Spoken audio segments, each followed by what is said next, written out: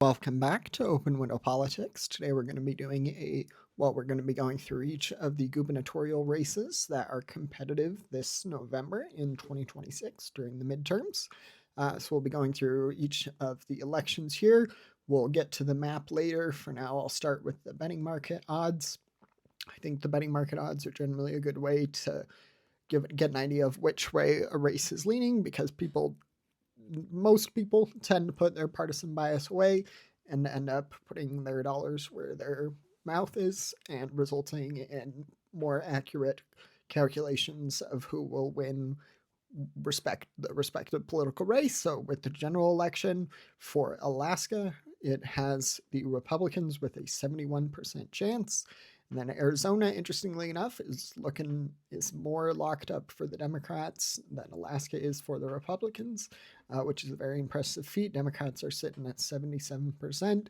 And then Georgia, this could be a potentially interesting race come election night. The race has Democrats with the clear majority at 65% chance. And then Iowa, interestingly enough, is even more Democratic friendly, which I find that interesting. But for Iowa, Democrats are sitting at 60. Republicans are at 36% to Democrats 66. So that is going to be an interesting race to watch. And then Kansas, Republican edge there, but Democrats still fighting chance at 34%. And then Michigan, Democratically favored. There's also an independent in that race who could potentially split votes from various political parties. It'll be interesting to see what happens there. And then New Hampshire, Republicans have the edge. This is a bit surprising. This state, especially Vermont, New Hampshire and Vermont are more so Vermont, but those two states are definitely Democratic strongholds. Like I said, more so Vermont than New Hampshire. New Hampshire has been known to be a swing state, not in the last couple of elections, but in the past it has been willing to vote for Republicans. But for the gubernatorial races, generally there are more moderate-like governors in the corner of the U.S. in New England. For example, we had in Massachusetts, Mitt Romney was a Republican governor in a state that is, if I remember correctly, one of the most Democratic in the country. So there are moderate governors of opposing political parties that the states don't normally vote.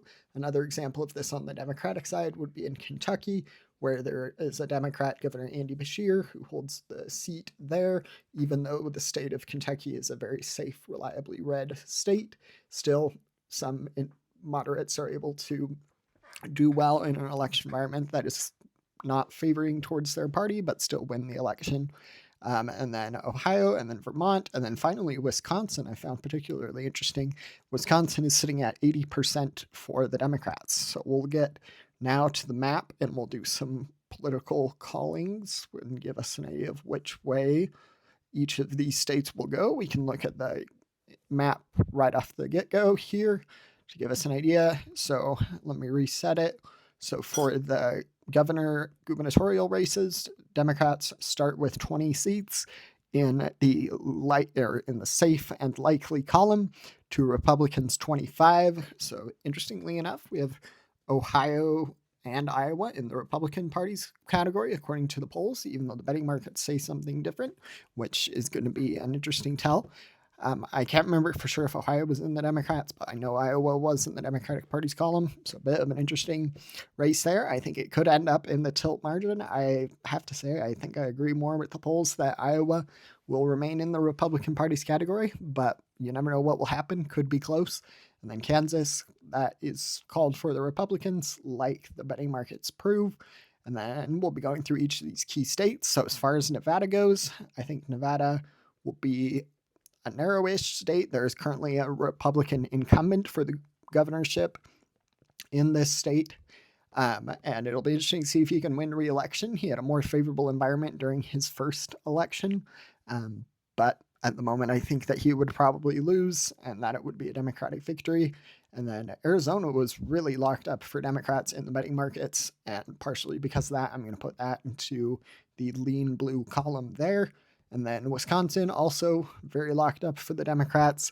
Interestingly enough, I've already talked about the states of Vermont, New Hampshire, and how they're exceptions apply.